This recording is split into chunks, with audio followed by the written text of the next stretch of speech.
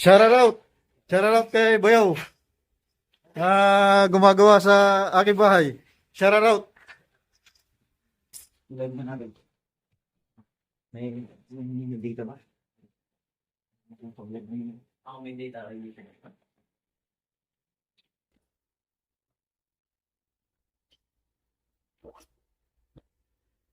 Isang maganda at mapagpalang araw sa ating lahat, guys. For today's video naman natin.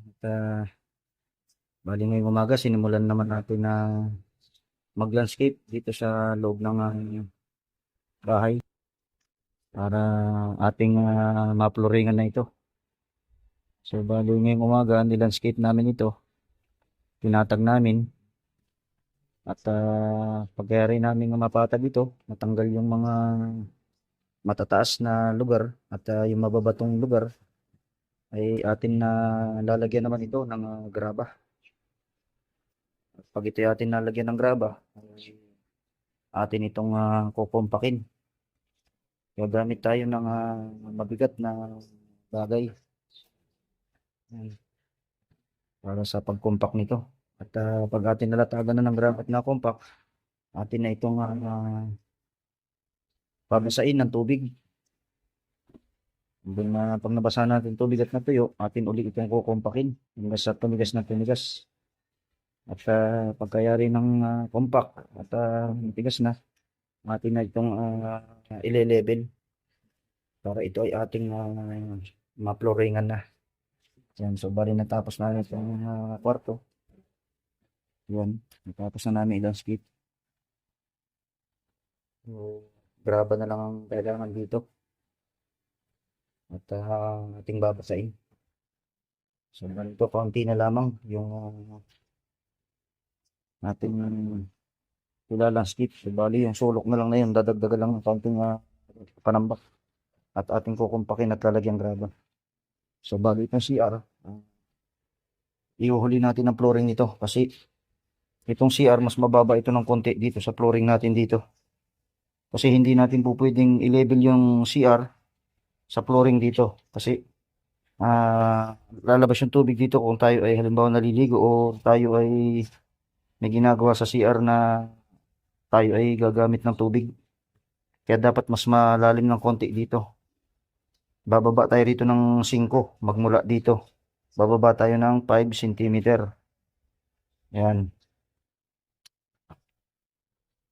Ganyan po ang aking style sa pag-flooring. Ayan. Ito yung aking mapakabait at mapakaganda lalaking helper. Ano Jay, pagod na? Ay, hindi ko sinasabi ko walang kapaguran.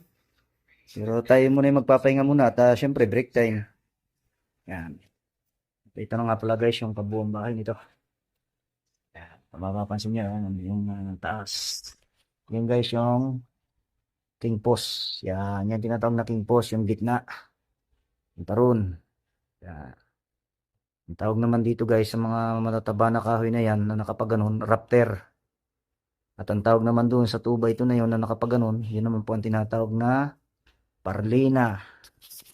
Sa Tagalog, ang tawag nila ay kilo.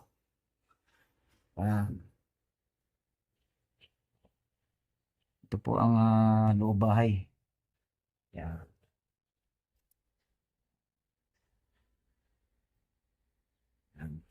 So, ito yung lababo. So, kung mapapansin nyo guys, may awang. Yung iba, siguro nag-iisip bakit mayroon pang pagitan. Hindi pa ito itinapat doon. So guys, kasi yan, kaya ganyan ang ginawa ko guys. Kasi meron tayo ritong palitada. Yan. Magpapalitada tayo dyan ng uno media. And then, tayo ay magtatiles pa dyan sa gilid na yan. Kaya, papantay pa rin siya doon. Ganon yan guys. Yan. So, bali ito, pinalitadahan natin kahapon kasi dito tayo mag-i-slab. Yan, itong ibabaw na ito. Papunta ron ng slab. Yan, papunta ron. Yan.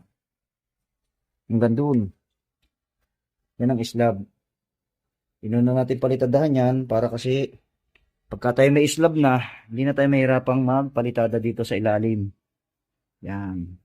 Ganyan yan. Yan. Ito naman yung kanilang kwarto. Yan. So, awa ng ating Panginoon Diyos ay maganda naman yung gawa. So, bali yun guys, kung mapapansin nyo yun, yung bitak na yun, nung kasing matatandaan nyo, nung pinalitadahan ko ito, ay wala pang bubong. Sobrang init. Sobrang init siya. So, bali mag-aalas 11 na kasi mag-aalas 12 na kasi ng tanghali. Kaya ito ay napwersang pininis. So, may tendency kasi na pagka hindi pa matigas yung ating pinalitadahan at yan ay naka-expose sa araw, tandaan po natin, hindi talaga may iwasan na hindi yan bibitak. Yan. Pero yung bitak na yan guys ay sa labas lamang yan, hindi kasama ang loob. Kumbaga sa ako ay balat lamang yan ng ating palitada. So, bali magkikisami naman tayo dyan, hindi naman yan makikita. Kasi ang kisami natin ay dito lamang sa ibaba ng biga. Yan. Ngayon, kung sa iba naman na maselan na ayaw makita yan, pwede naman ulit nating haplusan ng kaunting purong semento yan, and bubulihin natin. Or, yung iba naman, ang ginagamit dyan ay skim coat. Yan. Matatanggal yan sa skim coat. Mas matibay ang kapit ng skim coat sa mga ganyan. Mga bitak-bitak na semento or mga wrap. Yan, ganyan yan guys. So, bali nga pala, ang luwang nitong ating bintana ay 120 by 1 meter. So, ito ganun din. 120 cm by 1 meter.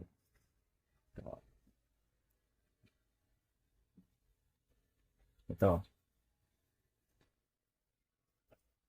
So, bali ito naman yung kanilang magiging sala. Dito ilalagay yung kanilang divider ng television. Yan.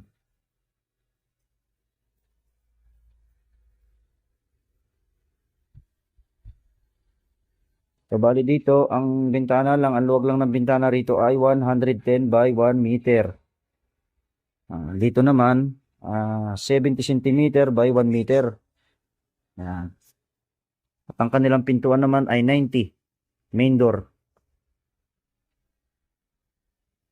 Yan guys. At papahinga lang kami sandali at mamaya lalatagan naman natin ito ng graba. Hindi na ating kukompakin at babasahin ng tubig. Yan.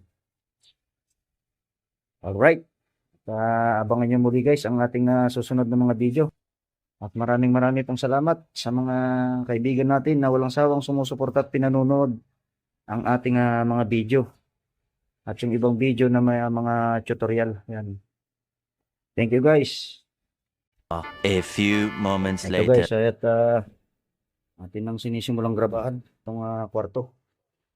Lalatagan na natin ang graba. Ito namang ibang lugar, panik ay aking nang ipinapakumpak para tumigas yung mga gilid. So pag kukumpak nga pala nitong flooring, pinaka-importanting unahing kumpakin yung mga gilid. Yan, yung mga kanto. Kasi yan yung mga lugar na madalang matapakan. Yan yung mga lugar na hindi masyado nasisinsin dahil madalang matapakan yung mga sulat. Kumpara dito sa mga ganitong gitna na panay-panay na dadaanan, yan yung mga lugar na matitigas na dahil kumbaga sa kunay palagi na siyang natatapakan. So, bali nakukumpak na rin siya. So, ito yung ating ginagrabahan. So, ito, pagka nangyari natin kumpakin yan, palalagyan na rin natin yan ng graba. And then, pag nalatagan na natin lahat na ng graba at nakumpak na, ay atin naman itong babasain mabuti ng tubig para sumipsip ng tubig itong lupa para tumigas at atin namang kukumpakin ulit. Yan.